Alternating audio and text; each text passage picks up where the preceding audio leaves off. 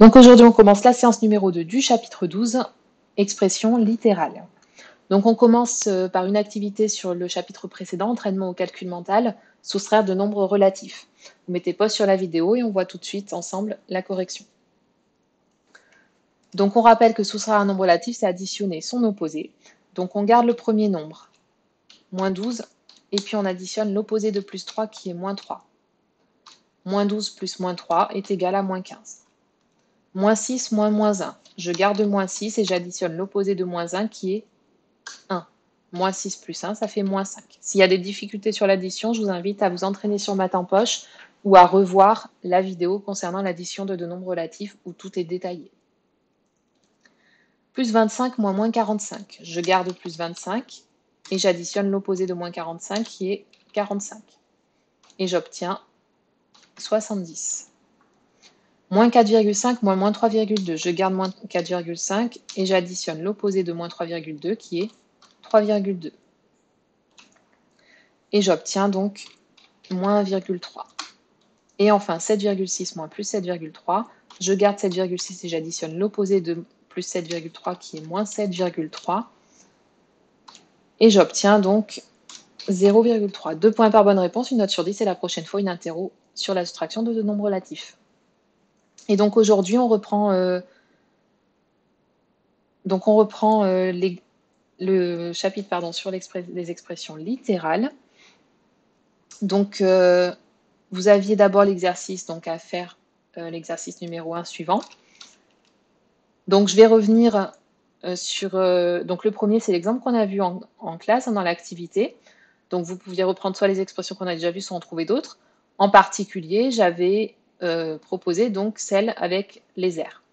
Donc si on calcule l'aire totale ici, donc ici on a un carré de côté 6. Donc on va avoir, donc on rappelle que l'aire d'un carré,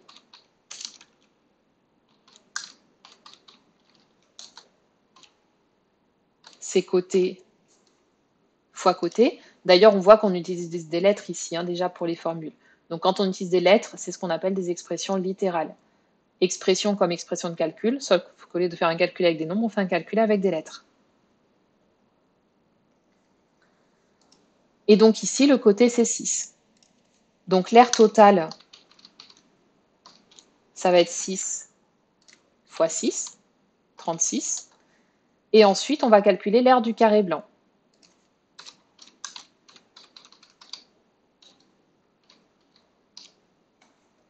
Donc ici, il n'y en a que 4 des carreaux. Donc 4 fois 4. Mais attention, ici, on veut savoir quel que soit le nombre de carreaux sur un côté. Donc, c'est-à-dire que quelle va être la formule, l'expression de calcul, si on en a 7 sur un carré, sur un côté, si on en a 8, 10, 20, 100, etc., comme on a vu dans l'activité. Donc ici, on voit qu'on retrouve le nombre total de carrés sur un côté. Mais ici, on a 4. Donc, comme on avait vu dans l'activité précédente en vert. Donc 4 parce qu'on a enlevé les deux lignes, celle du haut, celle du bas. Puis là, celle de gauche, celle de droite. Donc à chaque fois, on a enlevé 2 carreaux. Donc en fait, 4 ici, c'est 6 moins 2 et 6 moins 2.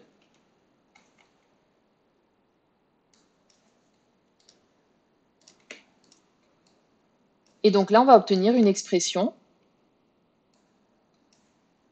quel que soit le nombre de carreaux sur un côté. Si on en avait 5, par exemple, donc on peut reprendre l'exemple avec 5 qu'on a vu la dernière fois, on aurait ici 5 fois 5, 25 en tout, et 3 fois 3, 5 moins 2 fois 5 moins 2.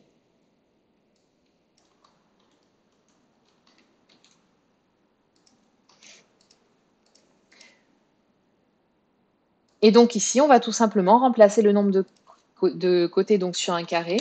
On va le noter comme on l'a vu dans l'activité. Le nombre de carreaux sur un côté, on le note n. Et on va remplacer dans cette expression le nombre de carreaux sur un côté par n et obtenir une expression littérale. Donc ici, je reviens sur l'aire avec le carré de côté 6. Donc la partie coloriée, pardon.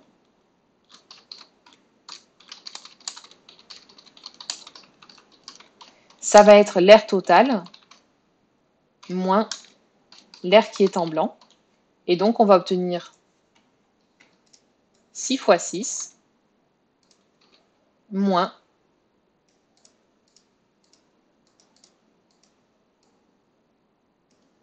ça. Donc ça, on peut le calculer. 4 fois 4, ça fait 16. Et si je fais 36 moins 16, j'obtiens bien les 20 carreaux comme j'avais vu, comme on l'avait vu donc dans l'activité d'introduction dans la séance précédente. Donc on voit que cette méthode, elle donne exactement le même résultat. Donc on note n le nombre de carreaux sur un côté, et on peut donner donc l'expression suivante.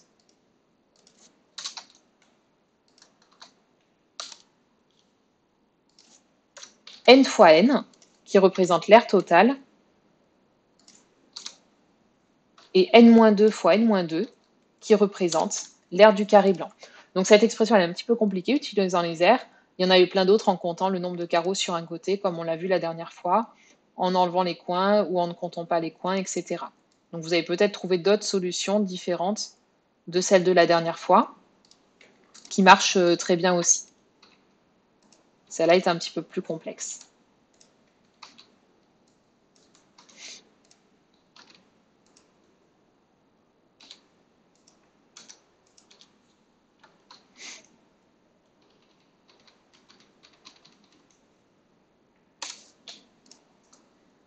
Voilà, donc pour le petit b, donc ça c'était pour le petit a.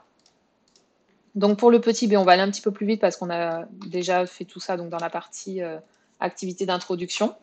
Donc petit b, ici on prend un côté tout entier. Donc là on va faire l'exemple avec 6 quand même, et ensuite on fera l'expression donc littérale. Donc on a 6 plus les deux coins. Et donc de manière générale, l'expression ça va être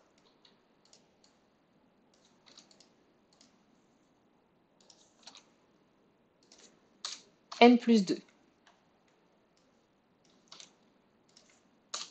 Donc n va représenter à chaque fois le nombre de carreaux sur un côté pour tous les exemples. Ensuite, le petit c, on a donc deux côtés tout entiers, et ensuite on a le reste sur la diagonale. En fait, le reste de la diagonale, ici, c'est la même chose que le côté qui reste, sauf qu'on ne les prend pas sur la même ligne. Mais là, on a un carreau, ici un carreau et un carreau. C'est comme si on avait pris le côté en fait qui reste ici. Donc là, on voit qu'on a 6 plus 6, et ensuite on a 4. Donc 4, si vous regardez votre illustration de la dernière fois, donc c'est ce qu'on avait mis en vert. Donc en expression, on va avoir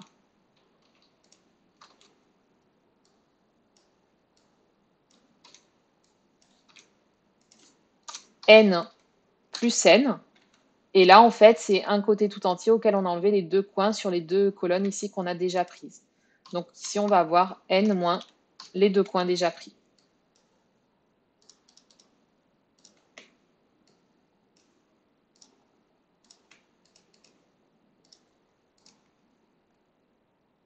Ensuite, donc dernier exemple, là on prend les côtés mais sans les coins. Donc on va le faire déjà avec 6. Donc en fait, on n'a que 4.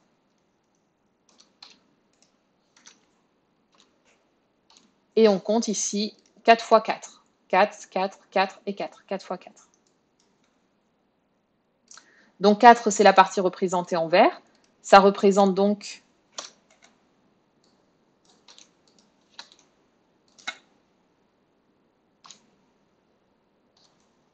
6 moins les deux coins ».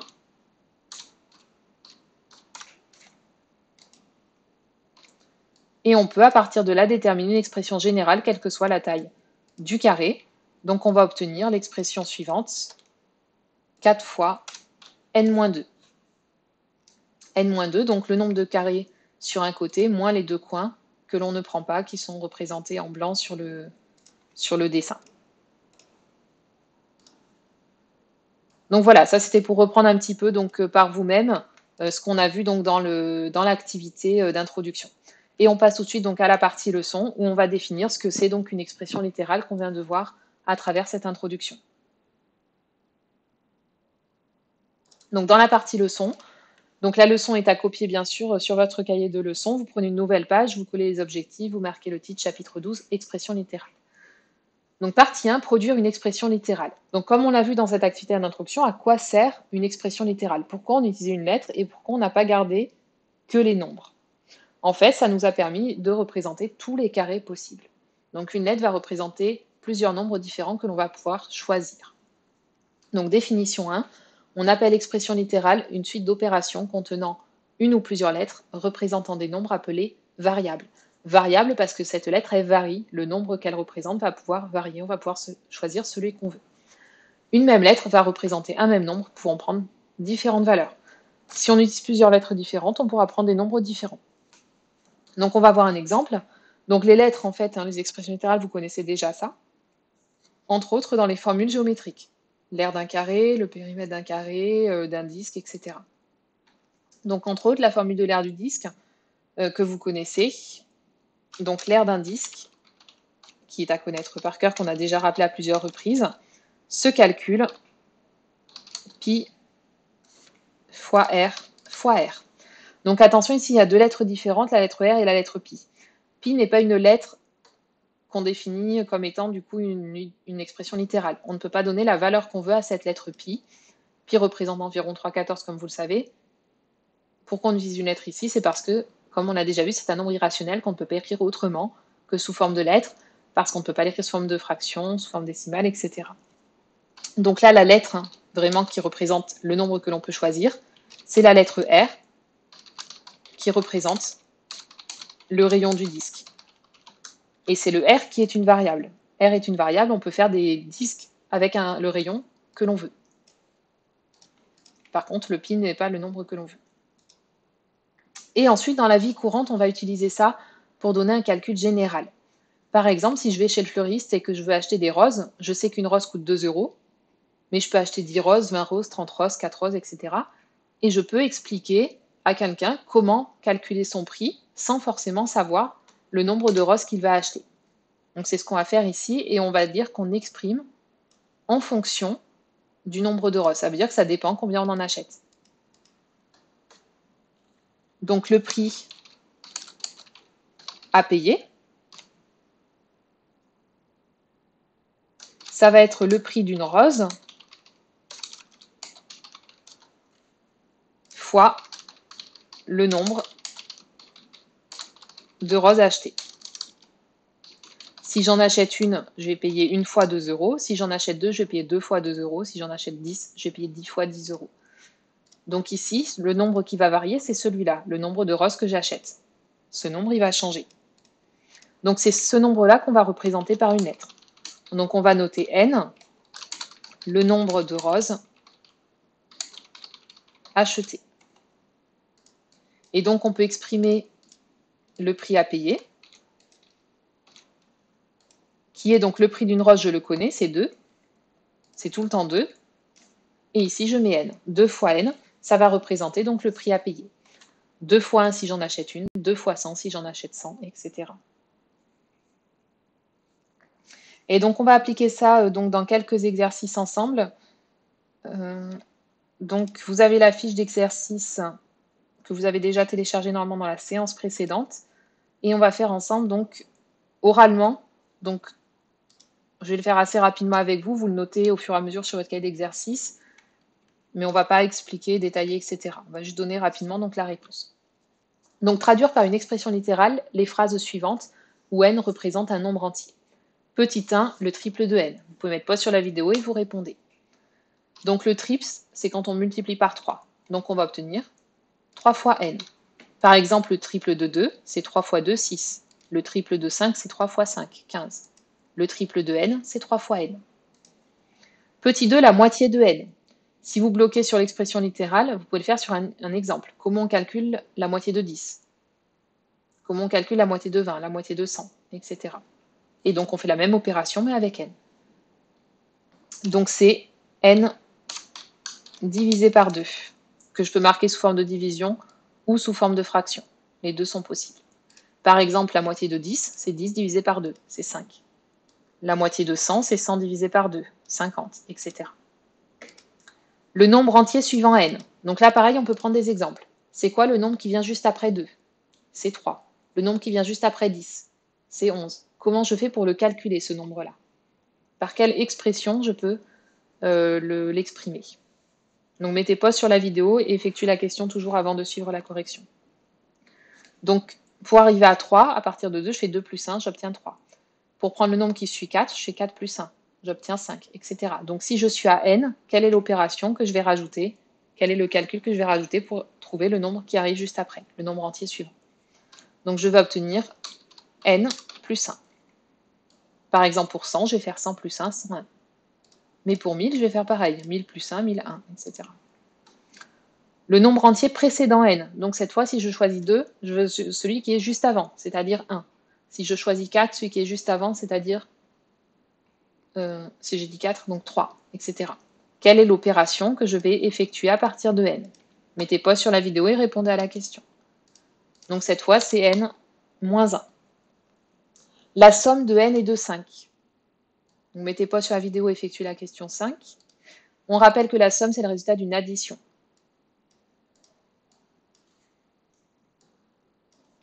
Et donc on obtient n plus 5. Et enfin, petit 6, le produit de 3 par la différence de 7 et de n. Donc déjà, essayez de rappeler ce que c'est un produit, une différence. Marquez l'opération qui correspond à côté. Donc on fait tout le temps ce qui a marqué à la fin en premier, donc la différence de 7 et de n. La différence est le résultat d'une soustraction, donc 7 moins n.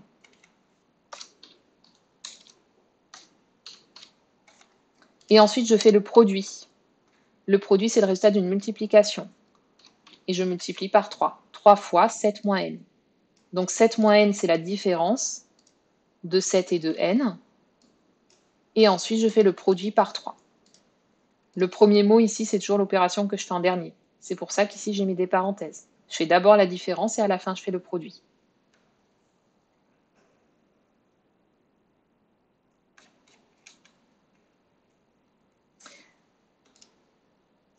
Et ensuite, l'exercice numéro 3. Donc l'exercice numéro 3, on va faire le premier exemple ensemble et cet exercice sera terminé pour la prochaine fois. Donc ici, vous avez des programmes de calcul. Pour chaque programme de calcul, on peut choisir le nombre qu'on veut, puis on applique des opérations à partir de ce nombre. Comme on peut choisir le nombre qu'on veut, c'est là que va intervenir donc des expressions littérales. On peut choisir 5, on peut choisir 10, mais on ne va pas tous choisir le même, et donc on ne va pas tous obtenir le même résultat. C'est pour ça qu'on va choisir donc tous comme nombre de départ x, et ça pourra représenter celui qu'on veut. Donc dans un premier temps, pour la question 1, ce que vous allez faire, c'est que vous allez appliquer le programme numéro 1,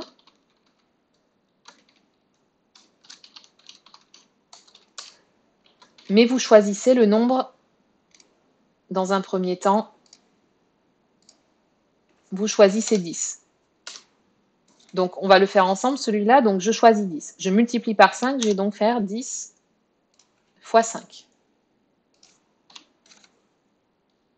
Donc je choisis 10. Je fais 10 fois 5. Je ne calcule pas ici. Pour l'instant, je donne sous forme d'expression. Donc d'expression, on l'a déjà vu tout au début dans le premier chapitre de l'année. On met les calculs les uns à la suite des autres et on met des parenthèses selon les priorités. Donc là, en premier, je multiplie. Et en deuxième, j'ajoute 4. Donc je reprends mon résultat. Et puis, j'ajoute 4. Et je vérifie bien que les priorités opératoires sont respectées. Il faut bien suivre l'ordre du programme. La première opération qui doit être faite, c'est multiplier par 5 et la deuxième, c'est ajouter 4. Ici, la multiplication est prioritaire, donc je fais bien d'abord 10 fois 5 et ensuite je fais 4.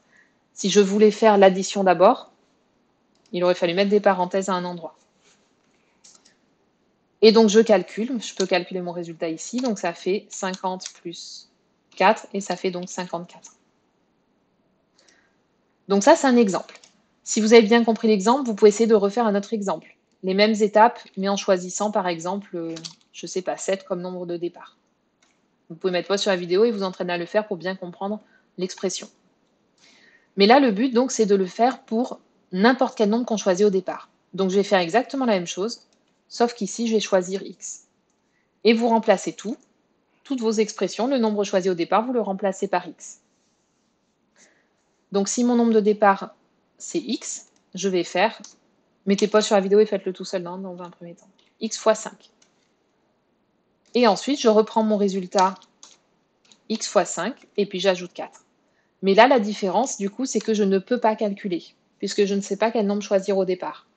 Mais par contre, grâce à cette expression, je peux choisir le nombre que je veux. 10 fois 5 plus 4 égale 54, ou 5 fois 5 plus 4 égale 29, etc., etc. Donc là, j'ai exprimé le résultat de chaque programme de calcul en fonction du nombre de départ. On fait également le programme numéro 2, et ensuite le reste sera terminé donc, pour la fois prochaine. Donc le principe ici va être le même. Et on va passer directement, cette fois, à l'expression littérale. Vous pouvez mettre pause sur la vidéo et essayer de faire le programme 2 donc tout seul. Vous pouvez faire d'abord avec un nombre si vous voulez, et ensuite avec le x. Donc ici, je vais reprendre la même chose. Mon nombre de départ, c'est x. Deuxième étape, j'ajoute 4. Donc j'obtiens x plus 4. Troisième étape, je reprends mon expression d'avant, mon résultat précédent, et je multiplie par 5.